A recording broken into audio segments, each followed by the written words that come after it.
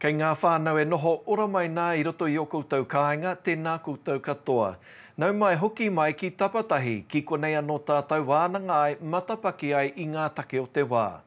Welcome to Tapatahi, Māori Television's special program that tells you all you need to know about COVID-19. Tapatahi literally means to unite and is taken from the well-known Māori song Tūtera mai ngā iwi.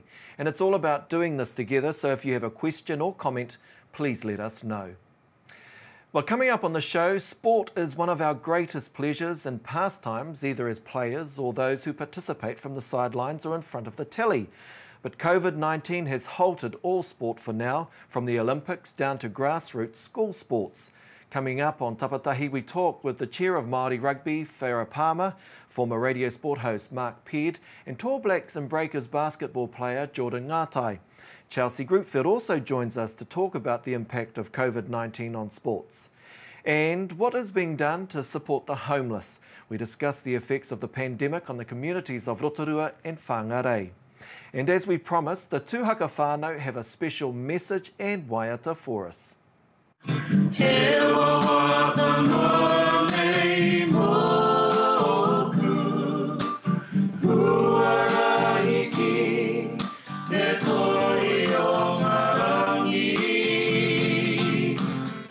But first, here's what you need to know in 30 seconds. Well, it's day 19 in lockdown. A man in his 80s has passed away, taking the total number of deaths to 5. This is the third death associated with the Rosewood Rest Home cluster. There are now 33 cases with connections to the Rosewood Aged Residential Care cluster. There are 19 new cases, 15 are confirmed, 4 are probable, 111 are confirmed as Māori and 59 as Pacifica. 75 have recovered, which takes our new total of cases to 1,349. 15 are in hospital, including 4 in ICU, and 1 is in a critical condition. Almost 63,000 people have been tested. Police have confirmed they'll be prosecuting 64 people for being in breach of the Civil Defence Emergency Management Act or the Health Act over Easter. The Prime Minister has signalled there'll be some significant announcements over the next 3 days, including a report from Treasury on how COVID-19 is affecting the economy and unemployment. On Thursday, she'll announce what Alert Level 3 will look like, but she once again ruled out any early end to the current lockdown, which is due to finish on April 22. Well, to our first kaupapa this morning, sport. It's one of our greatest pleasures and pastimes, either as players or those who participate from the sidelines or in front of the telly. But COVID-19 has halted all sport for now, from the Olympics down to grassroots school sports. But already steps are being taken to ensure we can resume our sporting obsession as soon as possible. The government has given national sports organisations certainty that their current funding will continue into the new financial year. The government is also working on a sports recovery program. With me now to discuss the effects on Māori rugby is Whaira Palmer, the chairperson of New Zealand Māori Rugby. Tēnā roa atu koe. Kia ora. Tell us what the impact is going to be. We know the immediate impact with sports, with rugby, fixtures, events, competitions, etc. have been put on hold. What is likely to be the medium to long-term effect, do you think, of COVID-19 on rugby in particular? Well, first of all, the health and the auroa of our people is most important. So I'm really appreciative of everyone's efforts to, to make sure that we stay in isolation. And I think initially it's been quite challenging for rugby and Māori rugby in particular. We've had a couple of Zoom meetings with our Māori rugby stakeholders, and they're all missing the fact that they can't get out there and throw the ball around with their mates and their whānau.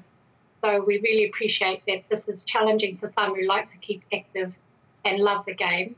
But I think it's been really good how New Zealand Rugby and Māori Rugby has responded. We're doing a lot of TikTok.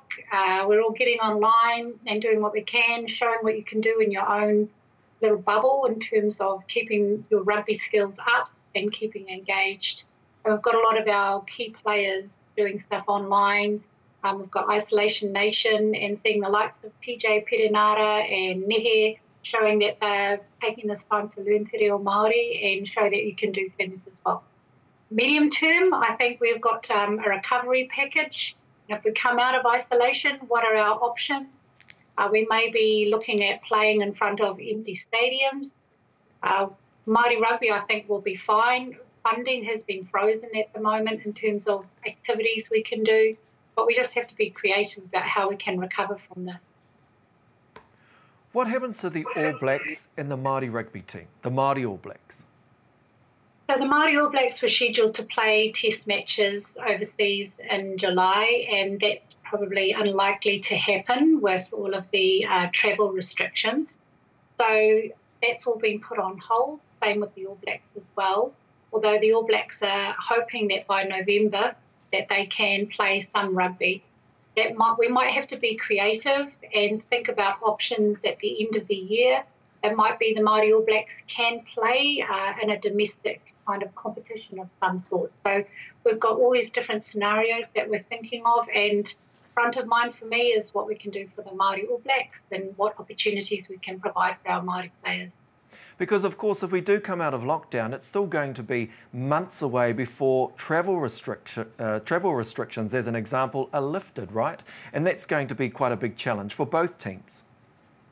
Yes, it is. And we've also got another team that's been announced this year, and that's the All Blacks 15. So we have to think about, and I hate to say this, but revenue generating opportunities, because, you know, we've got no product at the moment that we can put on television or anything like that. So we need to think, once we get out of this, then we can start playing rugby again, what's going to bring in some revenue so that we can keep the whole system healthy. And of course, another great team, the Black Ferns, how will they be affected?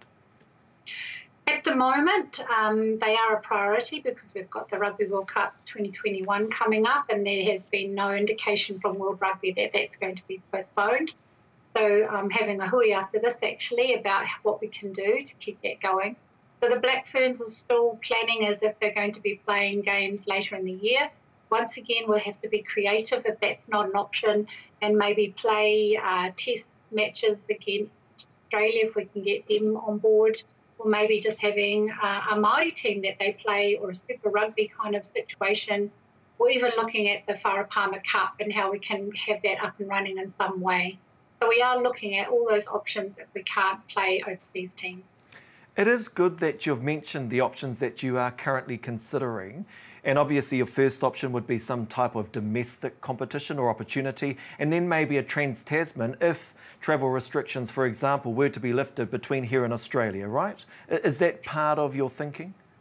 Yes, we are coming up, as I said, with all these different options, and it's very fluid. Like, we've had lots of meetings. The Māori Rugby Board and the New Zealand Rugby Board are meeting over Easter even, just talking about all the options. You know, we've got to look after our staff and our people. That's the first thing. And then we've got to look about how we can survive as an organisation, and then how we can thrive once we get out of this. And I know Māori rugby will thrive. People will do it irrespective of whether or not they're going to get paid. You know, we love the game.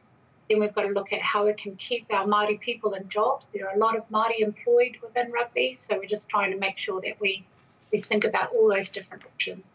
Sure. What about grassroots rugby and the effect that this could have on grassroots playing rugby in our communities? Obviously widely supported and very, very popular. What sort of thinking has been done for grassroots rugby? That's the area I think that people will just want to play again. I'm a bit of an optimist, and I think that once we come out of this rahui, people will just be amping to get back into club rugby and school rugby. So I think we might see the grassroots thriving. Heartlands have made a big decision to focus on their clubs and their schools, and I think that's a really positive step, because that's where we want to keep the participation and engagement, because it's about people playing the game, and then everything else will come from that. Thank you for being the optimist, and I'm going to be accused of being the pessimist here, but could we have a scenario where we don't have school rugby being held this year? And I'm just thinking about, for example, the social distancing rules, school closures at the moment, etc. you know, and what we're currently working through and looking at, isn't that a real possibility? It is, and you know, we're trying to figure out ways that maybe we can do testing, and if people test negative, you know, once the testing kind of becomes more speeds up a little bit, maybe we could do that. And it's about not playing in front of crowds. But there is always this fact that it's a contact sport. We have other options, you know, we've got ripper rugby and those kind of things. So maybe it's about playing a game that's not so much about contact, more about the skills. We're coming up with different options and ways of playing the game, which still requires some ball skills, but maybe not so much contact. So we are thinking about all those different scenarios. And I think it won't just be rugby that will be affected by that. I think it'll be all sport if that social distancing becomes an issue. And that's probably a great note to leave it on. Whara Palmer, thank you very much for your time this morning. We do really appreciate your insights and for joining us and giving us your time. Tēnā rau atu koe. Ngā mihi, kia ora. Players and spectators alike are coming to terms with a life without sport for now. With me is former radio sport host Mark Peard and Tall Blacks and Breakers basketball player Jordan Ngātai. Tēnā kōrua, kia ora. Kia ora. Mark, let's begin with you. How has COVID-19 had an impact on you personally? Let's start there and then we'll go a bit wider. Okay. Well, for me, broadcasting sport was my livelihood. It had, you know, I'd moved my family up to Auckland to chase a career in sports broadcasting and sports emceeing, and just so quickly as it all dissolved, and it's kind of left me scratching my head thinking, you know, where to now? You know, radio sport shut down a week ago, so there goes the money for the mortgage, and so did the emceeing of the Warriors when the season, the home season at least, was called off. So there goes the food for the kids, and yeah, so it's basically everything's been completely shut down because the sports can't play, and then there's no sports to cover. And only so long can you sort of interview athletes as they're at home training. So, yeah, it's COVID-19's pretty much shut down everything I did for a livelihood. When did you start, or did you start seeing the writing on the wall? You know, and rewind, if you like, a couple of months ago, a few weeks ago. Did you ever believe that you would be in your current situation? Never in my wildest dreams. I think the first time I sort of stopped to take notice was when Italy had shut down having crowds at its games of Serie A. And I remember being on air at the time, and we turned the volume up, and we were like, that's crazy. You can hear the ball being kicked. You can hear the players talking to each other. This is wild. This is crazy. This is different. And then bit by bit, I think the writing on the wall, I guess the shivers up the spine came to me when the NBA shut down.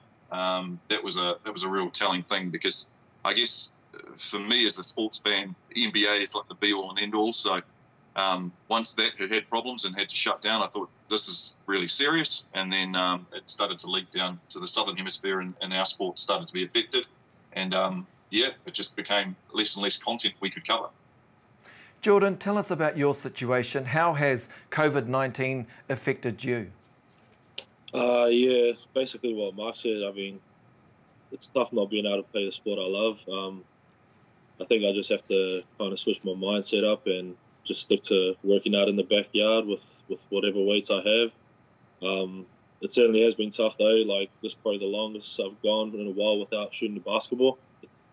It only gets to a certain point where you can only shoot a ball at the roof and keep it hitting the roof until you get bored with it. But yeah, I think it's tough times for everyone though. All you got to do is just try and stay positive and optimistic through it though. Now, of course, this was a big year for you. The Olympics, which we know has been postponed till next year. But of course, this was a big year for you to demonstrate your prowess too on the court, you know, with your contract, etc. So what does that all mean for you? Yeah, for sure. I mean, probably the two biggest platforms that I would have had for me to play and show more of what I can do, are kind of basically postponed and shut down until further notice. But I guess for me, I just got to keep staying positive and making sure that I trust my abilities, and hopefully others do and see that. But like I said, I just got to keep working out, doing whatever little things I can do to try and stay fit. And when the time's ready, I know that I've put in the work throughout this time, and yeah. It sounds like you're staying resolute and very optimistic about what the future lies ahead for you, which is great. Mark, let's come back to you. You hopefully will have heard Whara Pāma before this interview, a very good discussion, also thinking very optimistically about the future of rugby. Outside of rugby, what do you think the medium to long-term effects of COVID-19 is going to be on sports in general? Yeah, it's an interesting one actually, and I did get to hear, and she spoke very positively, and I enjoyed that. I think New Zealand rugby, we can think about that just to begin with. It's probably the ultimate reset button for them, which is probably needed for some time. It became very top heavy, all about the All Blacks. Became very swayed. The money that was coming in was very much based on the All Blacks, and the clubs were missing out, and so was the sort of the local game. I think for them, they do get a chance to look now and see just that model wasn't quite how it was working, and that the players were becoming more and more expensive, and they get a chance now to sort of push that reset button and work out where they want to be investing and how we can make rugby's grassroots a lot stronger, and therefore, going forward, they'll probably be in a better opposition. And I think that's the same for most sports around the world.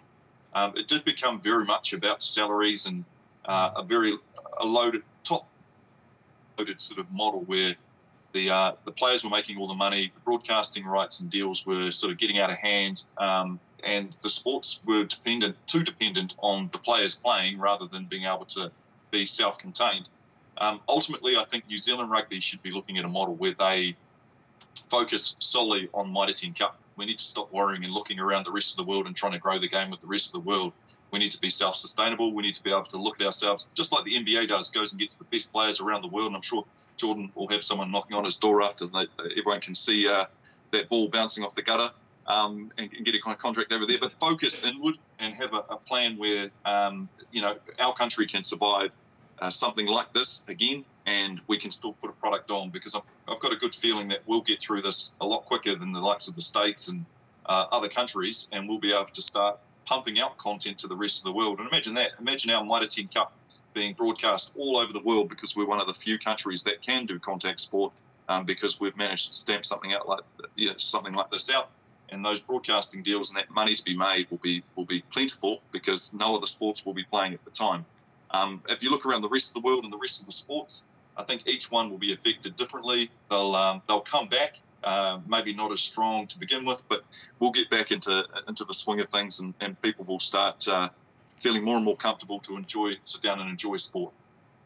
So as a result of COVID-19, we could be looking at an even stronger grassroots rugby competition, or just playing here in New Zealand, right? Totally, I think so, and I think the same can be with most our sports, like our basketball being the same.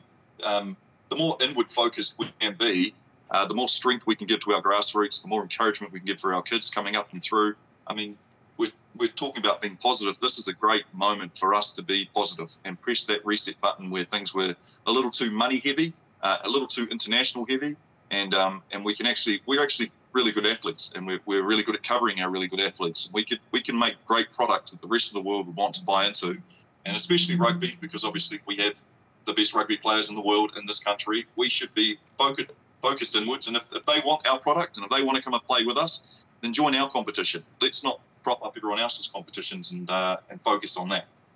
Jordan, could we see an even stronger basketball organisation as a result of COVID-19? Yeah, I think for sure. I mean, there's been a lot of local New Zealanders gone overseas to play, and they've also come back to New Zealand to rejoin their families in that. And maybe the situation, they end up staying in New Zealand, and then that creates a strong New Zealand league with a lot of strong local players.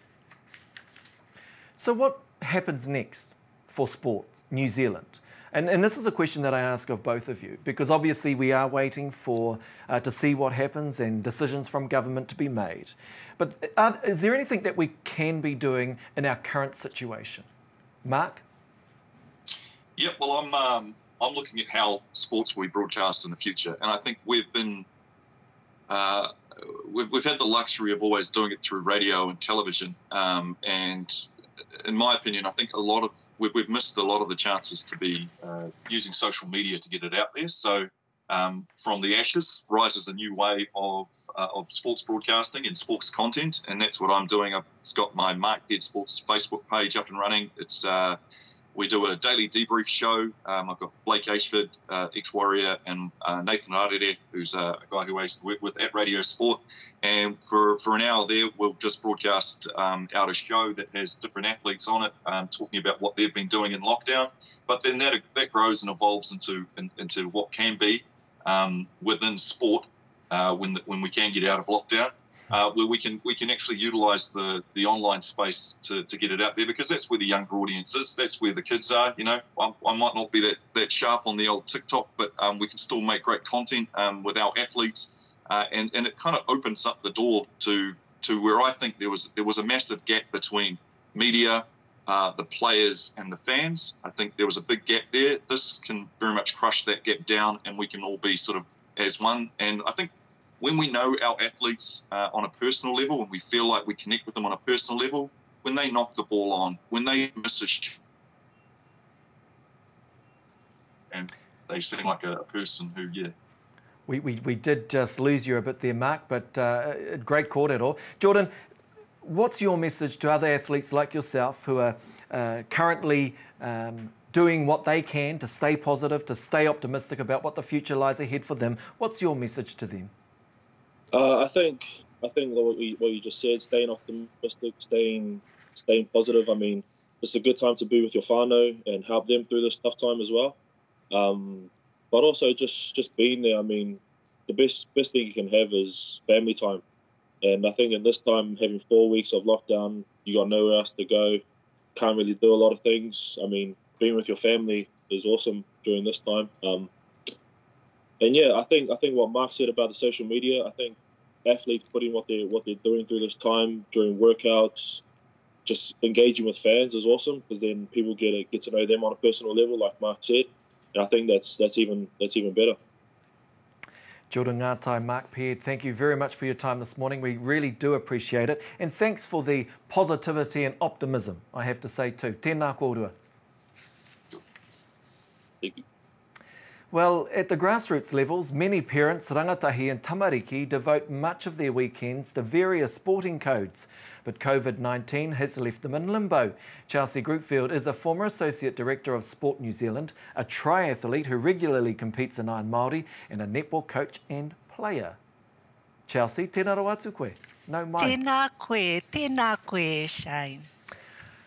Hopefully you've been listening to our previous discussions and interviews, and where we've really taken a macro view of sport at a national level. We've touched on grassroots, but I really want to get into grassroots, you know, mums and dads taking their kids out to sports, you know, at the weekends, etc.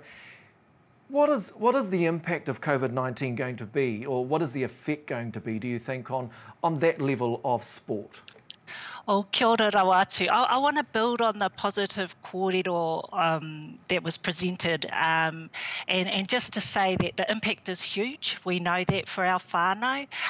It's that intersect of, you know, the social economic realities of what COVID-19 brings on our well-being. But what I'm really heartened to see, and Mark alluded to his Facebook presence, is this emergence of whānau Māori led by many mama bears driving physical activity in their homes. So, for example, one of the groups that I've recently joined is led by Heather Skipworth, founder of I'm Māori, and it's a hikoi oma towards the end of COVID-19, and 200 whānau signed up overnight. We've got Māori businesswomen from Hine, MFS Solutions, from Elise New Fitness, all these amazing wahine Māori setting up free fitness groups for mama bears, for tamariki, for kaumātua of all ages. So we're seeing a real resourcefulness.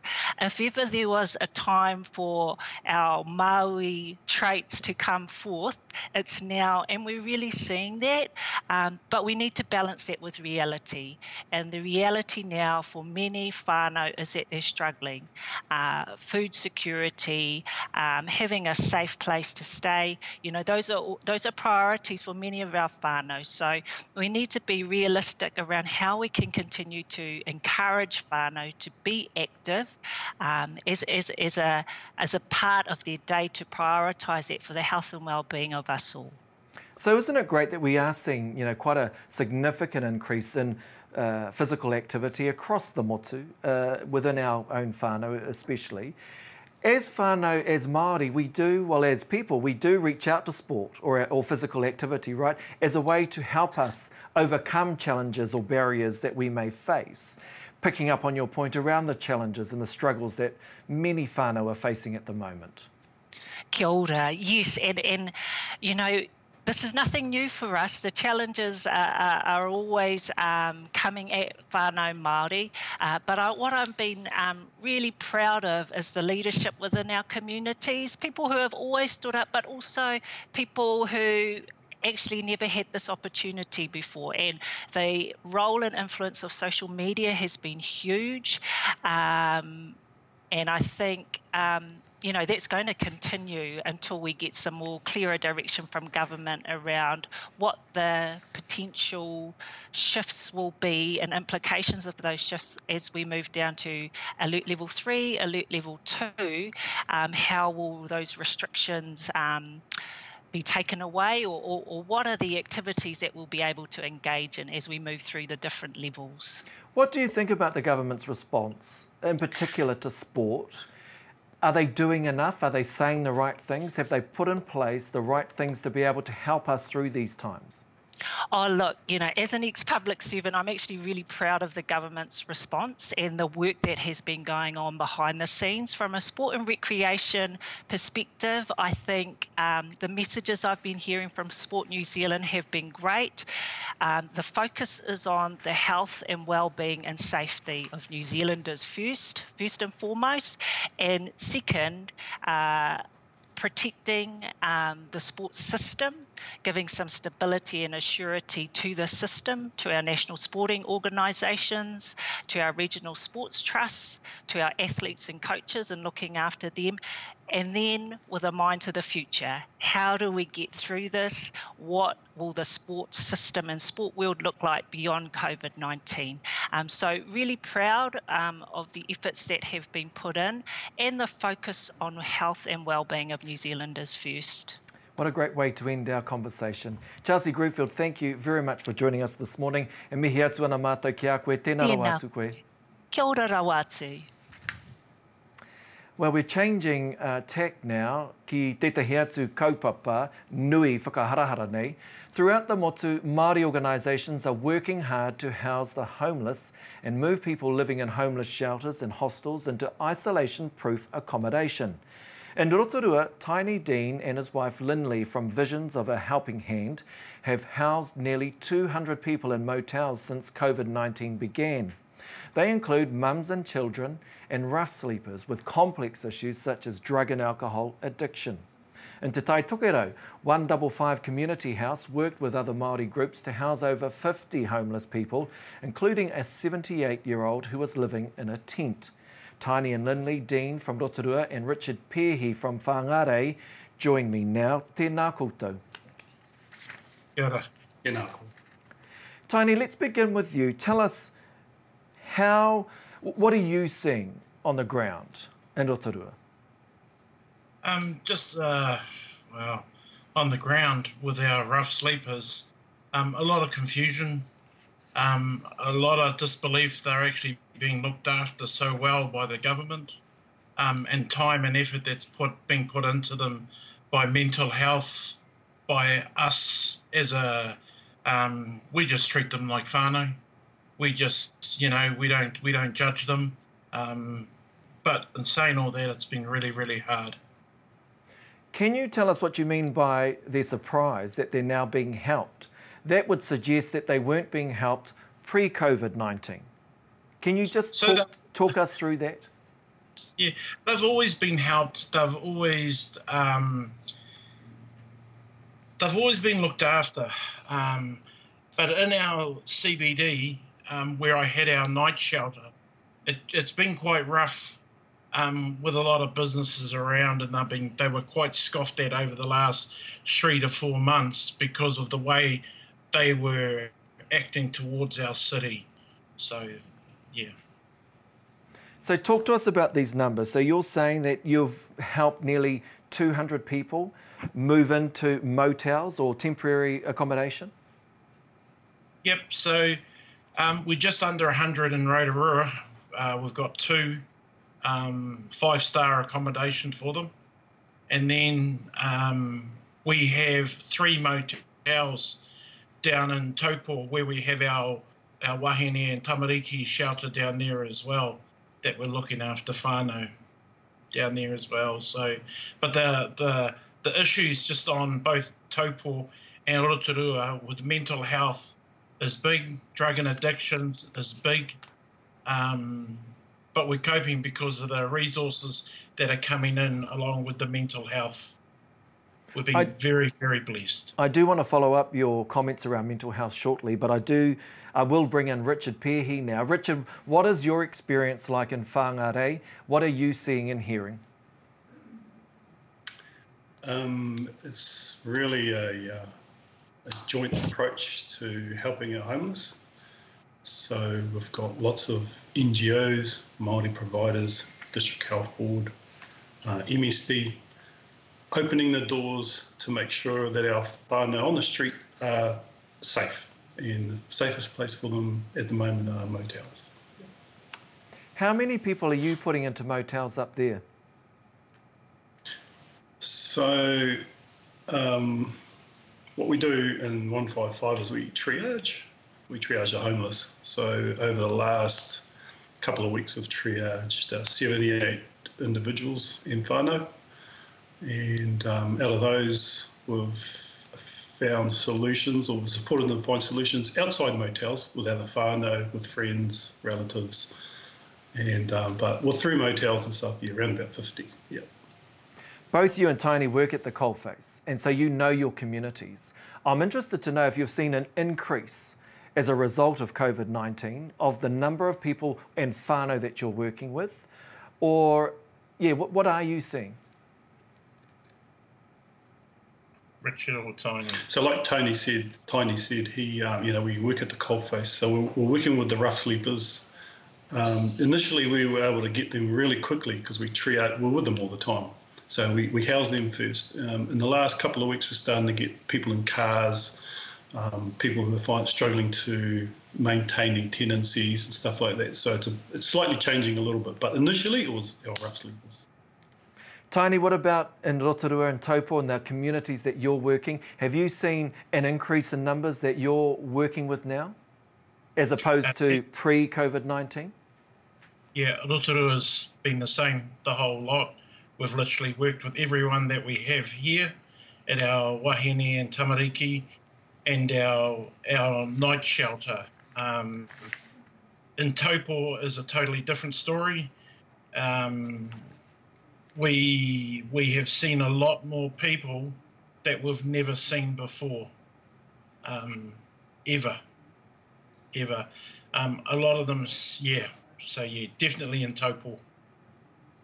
Can you talk to us about these whānau that you've never seen before? Are these whānau, for example, that have been laid off, that are no longer in employment? What are their situations like? Yeah, a lot of them have been laid off, I've been told. I've only been down there once to set up the motels for the government, and then they've contracted the motels for us to look after. But our social workers and counsellors down there have said, yeah, they have been laid off. There has been more domestic violence that we're looking after as well, mental health, transient people coming through that have been caught out there, just a wide variety. But once again, the drug and addictions down there is quite big, and so is the mental health. So we're quite good that we've been really, really helped by the DHBs. And same thing what Richard was saying, you know, the government for us has just been so behind us. the whole way and just asks us, what do you need? Can I ask, and again, I don't want to sound like the pessimist, but is that your experience pre-COVID-19, that you were getting the support that you need to help and support whānau from government before we got into COVID-19 and lockdown? Well, like Tiny was saying, I mean... Yep. Let's start with Tiny Richard and then we'll go back to Tiny. Yeah, we're very similar to Tiny. You know, he was set up for a night shelter, same way I work, where we have a day centre similar. So we were already set up, so it was just a matter of the government agencies to open the door to provide the next stage or the next opportunity for our homeless. So it was business as usual for us. It was just a little bit more than usual. Yeah. And you, Tiny? For us, yeah, the government, because we actually have some big numbers and stuff, and getting, you know, before the COVID, they were there. We had a few contracted rooms. We had asked for more, and hopefully after this they do come. But the COVID has been, they've been 110% behind us on this, and it's the same as the civil defence, the DHBs, mental health. You know, because of our big numbers that we have, we wouldn't have been able to cope with a lot of those without those services coming in and stuff. Well, I have to say that is great to hear. That is really great to hear. Finally, Tiny, I just want to pick up your point around mental well-being, family violence, and you're saying that you're seeing more cases of that within your communities. Is that what more needs to be done to support our whānau that are presenting or experiencing these issues?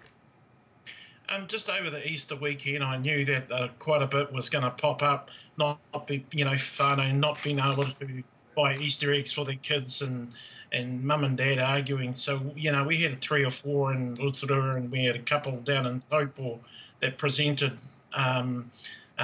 with the police bringing them in and stuff like that. For us, just working with them, making sure that things are going to be all right, and providing the stuff that they needed. I've certainly learned a lot about drug and addictions as well, on when they come down, what you have to do, and what you can provide them with. And the people that are with us now are just, I back them 100% because I've never seen them so good, so well, our rough sleepers. So. Tiny Dean, thank you very much, and please also give our thanks to your lovely wife, Lindley, for all the work that you're doing, and to your wider team. Richard Peahy, the same message to you and your team. Thank you for the great work that you are doing. We appreciate both of you and your time this morning. Tēnā kōrua, ngā mihi nui. Kia ora. Ngā mihi. Kia ora, Tiny. Well, team, today's show, we bring you the Easter message and waiata from the tūhaka whānau. Due to technical difficulties, we weren't able to share their kōrero with you yesterday, but we have it today. From Ngāti Porou, based here in Tāmaki Makaurau, here is the tūhaka whānau bubble. Kia ora, my name is Cyrus. Kia ora, I'm Micah. Kia ora, I'm Tude. Kia ora, I'm Jason. Kia ora, ko Jason anō. Kia ora, I'm Justine. Kia ora, I'm Charles. Kia ora, I'm Jessie. Kia ora koutou, and thank you very much for joining us this morning, and what a good-looking whānau you are too. Maybe we can start off with Mum. Justine, how has lockdown been for you? Oh, it's been fine. I'm actually a real home person, so I don't mind being at home. It's just trying to find stuff for us to do all the time. But apart from that, it's been all good. So what are some of those things that you've been finding to keep you guys occupied and engaged? We have a lot of board games, so we've been playing a lot of Monopoly, cards, doing a lot of baking, so eating a lot, and we like to sing a lot together, so we, randomly sing all the time. So we're managing to find stuff to do. I'm looking around trying to see who wins Monopoly. Is that you, Cyrus? No, it's usually Micah. Micah, eh? Awesome. So how have you guys been coping, the kids? We've been all right. We normally just play table tennis or pull out the board games or go to our rooms, I guess. Ka pai. It sounds great. Jason, what about Dad? How have you been coping? It's been awesome. Because we're a family who loves to hang out together all the time, hasn't been stressful in that sense. So when we've had enough of each other, we just go to our own rooms and then we come back together and do something together. Can I just say it is awesome to have Granddad, Charles, part of your bubble? Granddad, how has the bubble been? How has lockdown life been for you? It's been really good. I normally work, but now, because I'm not an essential service, I'm at home. We've had some great times. We've sort of been preparing ourselves, not for this, but we've got ourselves the dartboard set up. We've got the ping pong table. We've got our garden out the back that we've been busy in as well. And if we get a bit hōhā, we just go into our own rooms or whatever. Take some time out, right? Justine, is there anything that you've learnt about yourself, about yourselves, about the whānau during the past few weeks of lockdown? I think just knowing and understanding when we need our own time out. As much as we love being together, we also recognise that there's times when we actually need to be by ourselves. And I've realised, because we've actually got another daughter as well, and our son-in-law that are living in their own place, so I've realised that I actually miss just having them being able to pop in whenever they want to. But yeah, just understanding when each other needs our own time out it's been good. And of course, I'm staring at the guitar in your lap there, Jason. Now, you've got a waiata for us. Tell us about the waiata, and then I'll let you take it away. Ka pai. So we are going to sing a song by Whai Twini Ngāwai called He Honore Nui. So like my wife said, music's quite a big part of our life, and we love to do it and enjoy doing it together. So that's our waiata for today. Well, it's over to you. Go bye.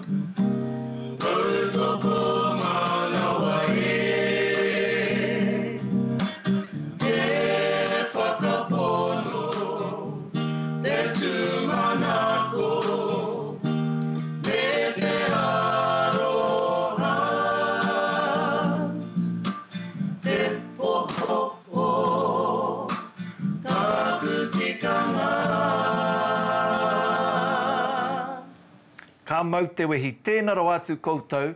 What an awesome rendition of that waiata. E pupuake ana te aroha I roto i ahau. Ngā mihi nui ki a koutou. Maybe if we can end with you, Justine. What is your advice? What's your message on this wonderful Easter Monday to whānau that are watching today? My message would be to understand the reason for this season. We're a Christian family, and we believe that that over this time back in the day that Jesus died for our sins, and he was also resurrected. So we just want to send that blessing out to everybody. Justine, Charles, Jason, And everyone else in the whānau, tēnā rau atu koutou. Thank you for joining us this morning and enjoy the rest of the day. Kia ora. Thank you. Kia ora. And of course, that was the Tūhaka Whānau recorded yesterday on Easter Monday. Now, don't forget, whānau, we've launched a competition where you could win $1,000. All you need to do is create a 5-minute video that shows the motu what you're doing during lockdown. You just need to go to our Māori Television Facebook page, like it, and DM your video through. It's that easy. Remember, it must be fun, it must be whānau fun, and of course we'll announce the winner at the end of lockdown. E mihi ana ki ngā waha kōrero katoa I whakawātea i a rātou anō ki a tātou I tēnei rā, tēnā koutou I te rangatira o ngā mahi e mahi ana, mo te aha, mo te pānga me te oranga o te iwi whānui. Tune in tomorrow because we bring you a special waiata. It's been produced by a group of amazing Māori musicians like Rob Ruha, Troy Kingi, Stan Walker, Pere Wihongi, Ria Hall, Holly Smith and so many others. And it's all about staying safe during lockdown. Koe nā tapatahi mo tēnei rā kia piki te ora te kaha me te māramatanga kia koutou katoa. Hei ko nā mo tēnei wā.